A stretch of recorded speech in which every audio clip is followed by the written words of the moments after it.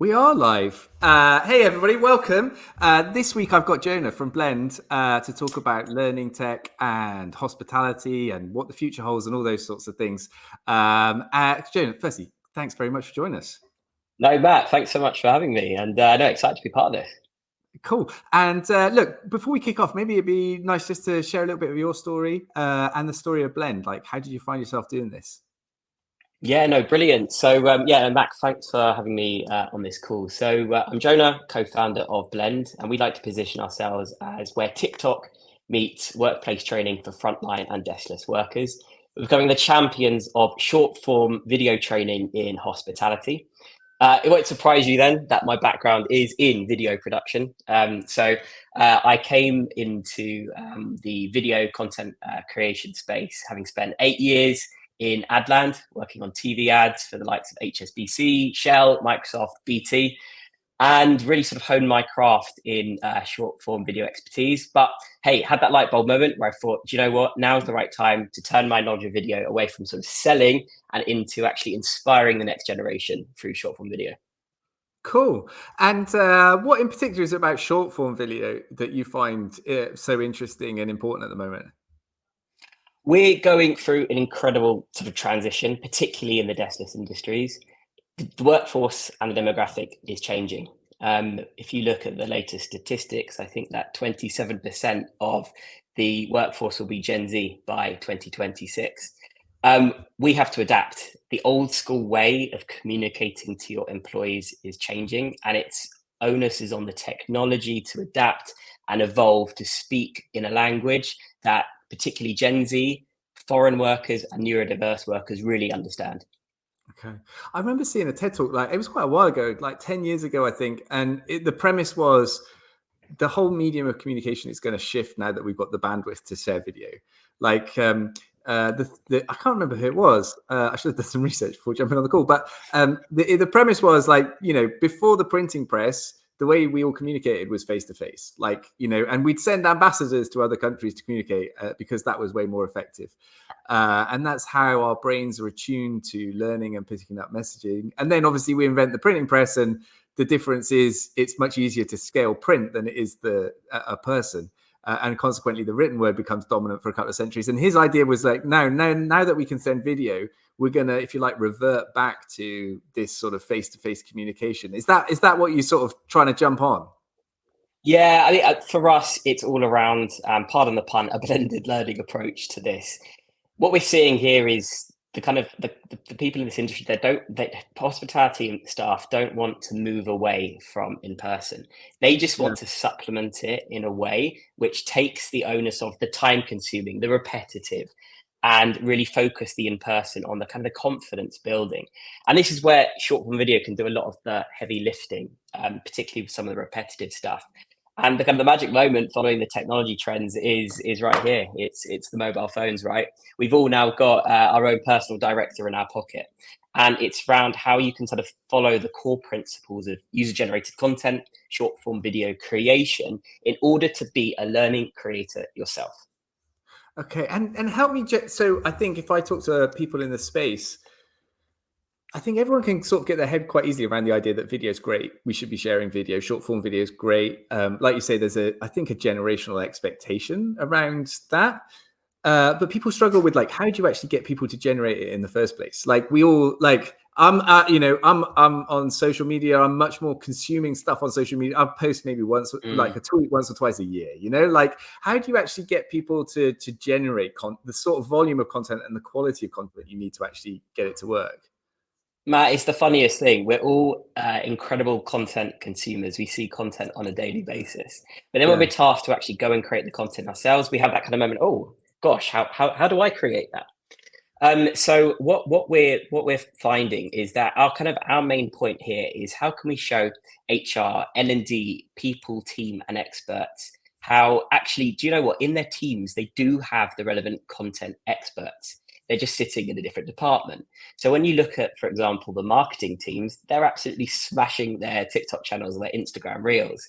how can we recapture some of that knowledge and that expertise, which is already inside the organization, but move it over into the people teams so they can help them kind of harness the power of short form video creation for training. So one of the key things we're doing at Blend is we're sort of helping you turn what could be right now a 45, 65, 75 page PDF document into a library or a matrix of what those short form videos could look like and who should shoot them, what style they should be shot. Because, hey, a kitchen film should be different to a soft skill presentation film, should be different to a tech film.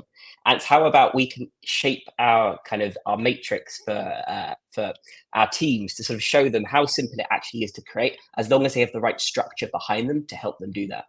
Okay. And how do you just like, I mean, candidly, like my problem is I have a little existential crisis every time I try and do a video on LinkedIn or something like that. It's like, it takes me 3 days to summon up the courage to put my well, you've got fantastic at it, Matt. So keep it going. Just before we went on, I was like, my latest neuroticism is I've worked out I've got like a leaning Tower of Pisa neck, and my head goes off at an angle that I can't quite ever correct properly. But like, how do you get people just into the habit and the confidence to do it? Does that make sense? Is that like, that just feels like a real human problem to me? It's an absolute human problem, and there's hacks, right? There's hacks around it. So, for example, when it comes to kitchen films, you don't need to be in the film yourself. You could do a bird's eye down face of the dish and how to prepare it and steps like that. And if the confidence builds, then maybe you do put a GoPro on you and take the more sort of fallow approach to it as well. Equally, when it comes to sort of bar training, you don't need necessarily this kind of the presenter to be really sort of leading it. It could be just through directional, this is how you do it. And the key here is voiceovers. Voiceovers don't need to be done live in motion, which means loads of different takes. They can be added afterwards. So what we're doing is creating these templates for our users to help them create content in a way where they feel comfortable doing it. And then if they want to optimize, they can. But the great thing is we're in the hospitality industry, right? There's so many great sort of personalities here that could be the face of those films. And it's about looking inside your organization and rewarding those who want to be part of the training creation themselves. Yeah. And what's the upside when you get it right? So like the people you're already working with, like what are they seeing in terms of the benefits and the impact they can have? So our main sort of pain point of what we're sort of seeing going on with particularly sort of training videos and the concept of sort of training content at the moment is this one size fits all approach. I.e., if you're a coffee chain, this is the generic how to make a cappuccino and it's distributed at scale. This doesn't work. What people want to see is they want to see what good looks like. And how they see what good looks like is they recognize who's demonstrating it. They can see and sort of have a relationship with the person that's on camera. So what we're encouraging here is total authenticity. We want, and our customers are sort of creating content which their employees can relate to. They might star in it themselves. And this is what creates the engagement of sort of being part of that social learning environment and that social learning culture. Very nice. You're making me remember all sorts of things I come across in the past. Come across vygotsky, the zone of proximal development. No, I'm going to say vygotsky because that's not something I know about. Very good. So vygotsky, listen, I have the depth of knowledge of this about like the first paragraph on Wikipedia, so we're not going to go over it. But his view was everyone has what he called a zone of proximal development, as in everyone could learn to a certain extent, if you like, in one step. So you can't take like a 5-year-old and turn them into a PhD physicist in one afternoon. Does that make sense? And he was particularly, I think, interested in how the people around you and the context in which you're in, the social context in which you're in, allows you to stretch your understanding. And I think when you talk about personalization, it makes me think of personalization relative to where someone's at. So actually, like, let's say I was a new starter trying to learn to make a coffee. Actually, maybe I don't want to be exposed to our best barista first up. Like, that's too big a leap for me. Does that make sense? But someone who's 6 months into the job and has learned how to do that first 1 or 2 steps is maybe the perfect person to get the video off then. And then when I've got to that stage, then I'm looking for the next bit of mastery, if you like, and the bit after that. And personalizing it to where someone is and the next leap. Is that true? Does that make sense? Right on the money here, because what is the outcome of what we're seeing for not following that vygotsky approach, as you call it? currently, I think Kate Nichols' last statistic was that the hospitality industry is losing 25 billion a year in lost revenue, simply not having the required staff to meet customer demand. Yeah. It's very clear, it's very apparent. We need workers into the industry. We need boots on the ground. But the trick here is we can't just assume that every worker is bang straight away ready to come through that door at the same level and the same sort of skill level and just pick up at the level of productivity required. We need to know early doors where they're at in terms of their skill levels coming into the business, and then be adaptive to the learning journey that they get when they come into the organization to tailor it on their journey. Because you're right, 60% of staff turnover happens in the first 90 days. Why? People are getting overwhelmed with the information that they're having to consume in that first period. They're being turned off the knowledge out altogether. And we need to adapt those pathways to give it to them in bite-sized chunks in a way that's going to inspire them, but going to encourage them to come back and learn more. Yeah, that's really interesting. I think listening to you, Jonah, like I think I had a certain set of assumptions around what personalization would mean in learning in terms of like tone and those sorts of things. But actually, I think what you're saying is by turning it into bite-sized chunks, you're kind of de-risking it. Does that make sense? Like the more modular it is, the smaller it is, the greater the number of journeys through that content that you can allow, because it's much more flexible. Whereas I think, let's be honest, traditionally in hospitality, like the default's a workshop. The default for a workshop is always a half day or a full day workshop, right? And then the ability to make sure that all of that content is 100% useful to 100% of the people in the room is really difficult. It's a constant balancing act between, you don't want to patronize those that have the expertise, but you don't want to skip and rush over the kind of the essentials. And it's around, how do you determine that balance? You determine it by understanding, this is where UDA comes in as well, in understanding the data of the staff coming into that industry and working out what level they're currently at and what information that they need to get to their next level of the journey. Other aspects of personalization, I'm very passionate about talking around my dyslexia. So initially struggled with formal education because of my dyslexia, but then realized that actually I engage with learning content, particularly when I have visual stimulus. So when I started leaning into the kind of the visual route, I found actually that was my way of adapting and engaging with content. Likewise, with languages, you're sort of seeing a lot of people sort of turning off content or turning off kind of learning material because, hey, they're not actually picking it up. So it's around how we can adapt and personalize, small personalizations as well, just into a format which is going to optimize the engagement from that user. Yeah. Yeah, I think that's really exciting. We're talking to an organization at the moment about, from a data perspective, like what would they need to know about a recruitment candidate to say they ought to go on onboarding journey A versus onboarding journey B? Because I think everyone in the industry is woken up to, like you said at the top, like one size fits all doesn't work anymore. There's not a big enough talent pool where you can give the same experience to and have enough people. So how are we going to create organizations that, in a meaningful sense, I think are more inclusive, like can respond to the different needs of different people? And like you say, like, actually, I'd be really surprised if most hospitality companies on their HR data knew if someone had some form of neurodiversity. Like, we just don't capture that data. And if you don't capture it, you can't respond to it.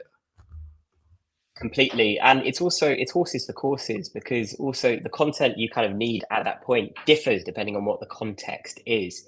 Compliance content, right? We talk about it all the time. And, one of the pet peeves that we have around the industry at the moment is it feels that training is being relegated, particularly online training is being relegated to the base level of, are you compliant? Do you have your legal food safety? Do you have your legal sort of health and safety and fire safety?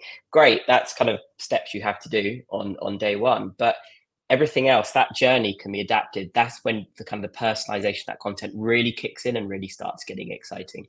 Gamification, another example. Gamification is fantastic for new product launches or new menu launches, where you really want to start kind of competing in terms of getting that kind of knowledge retention. But it's not very useful when you're at a point of need and you need that content when you're on the shop floor. For example, how do I close up today, or how do I cash up? You don't need a gamification aspect here. You just need that content delivered to you as effectively as possible. Yeah. I think that it's really nice. I think one of the guy on our team, Dub, who used to work at Honest Burgers, in the people team there, I think if I remember right, one of the best things I think I heard he'd ever done was just put a little QR code on the grill. So, like it's like it's forgotten how to turn it on, or like struggling to turn the grill, and you take a picture of the QR code, it brings up the video of how to turn the grill on, and it's like those sorts of things.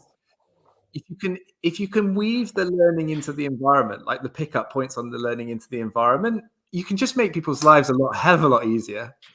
But this is again where like the kind of the excitement comes around what's possible with learning content. Fixing a dishwasher, who would call that a learning? But it is a learning. You're troubleshooting an urgent problem that probably costs a lot of money to operators. If you're teaching people and creating a learning piece of how to use a dishwasher, is actually a very simple form of content that you can create where you don't need to worry about how you look or what the lighting is, but is an effective way of communicating that in a way that, hey, any language, any learner will understand. Yeah, and also I think that's probably the use case that it's easier to get someone to make the content. Like if you're the only person in that restaurant who knows how to fix the dishwasher and you get asked about it 5-6 times, then actually convincing you to create a video instead is probably quite an easy lift.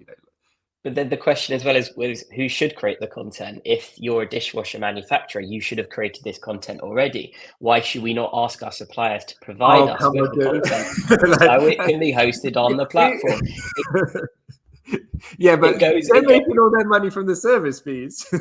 Yeah, no, look, it goes going away from dishwashers into the funner stuff of like your tech stack as well. Yeah. The same problems occur. Onboarding training tech is a very difficult thing. It's made harder by the fact that there is a high turnover in the industry and it does become repetitive. So again, it's how can we help the kind of the training providers in the kind of the tech teams also onboard and train their products more effectively. Classic case is EPOS systems.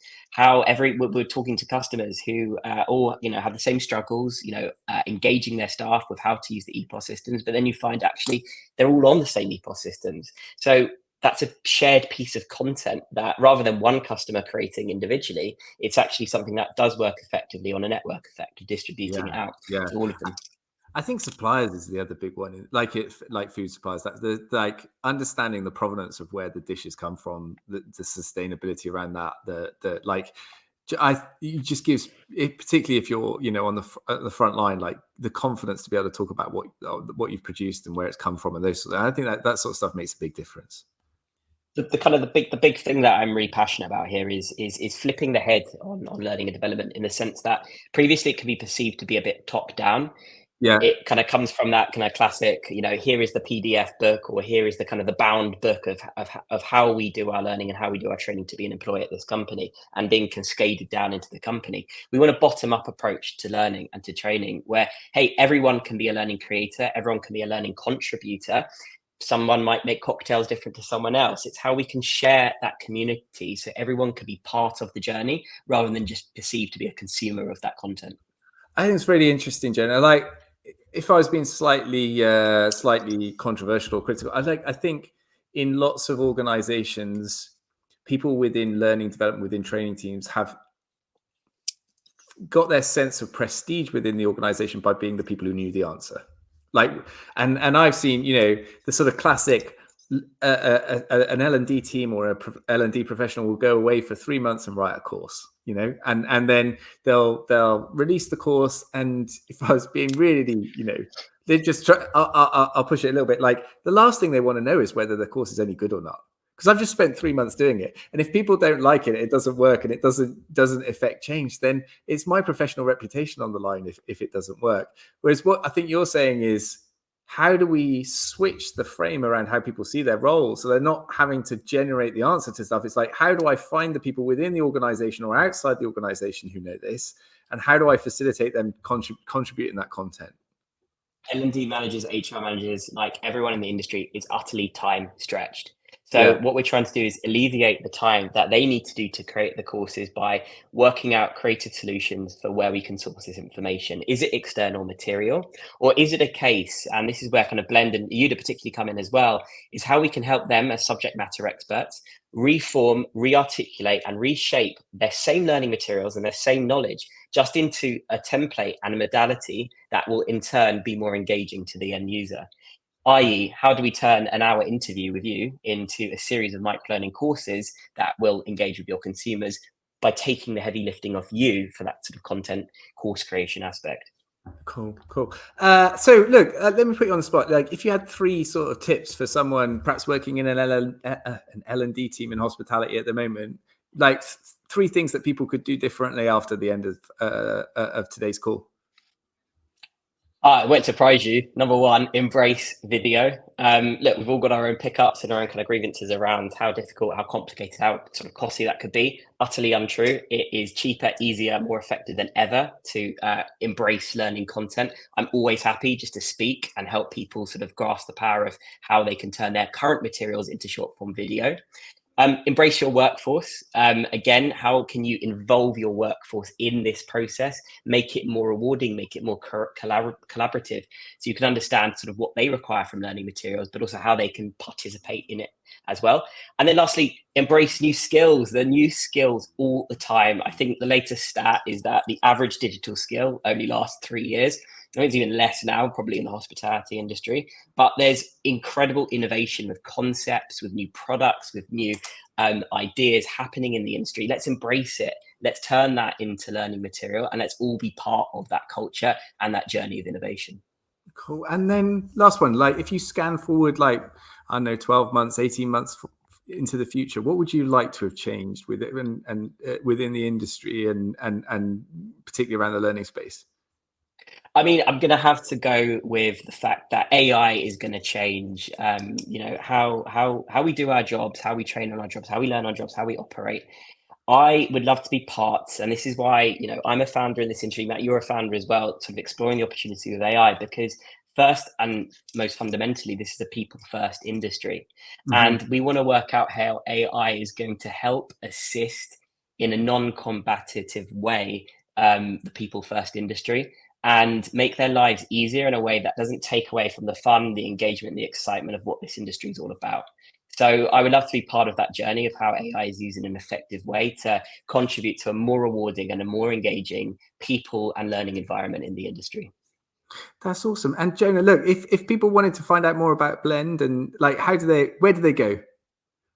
Oh, they would have to definitely reach out to me. I mean it. I would love to. I'm passionate about speaking about user-generated content, about video, and about video training. They can reach me on Jonah at @weareblend.ai. They can check out our landing page at www.weareblend.ai. But I'm going to push them to follow us on LinkedIn, searching We Are Blend, or following us on TikTok to see all our cringe but honest videos of what it's like running a startup and what it's like creating learning content on the job. They can follow us at We Are Blend on TikTok as well. Awesome.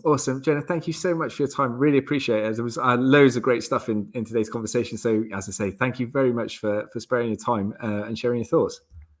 No, appreciate your time, Matt, and excited about collaborating with you more in the future as well. All Brilliant. the best. Thank you very much. Cheers. Cheers.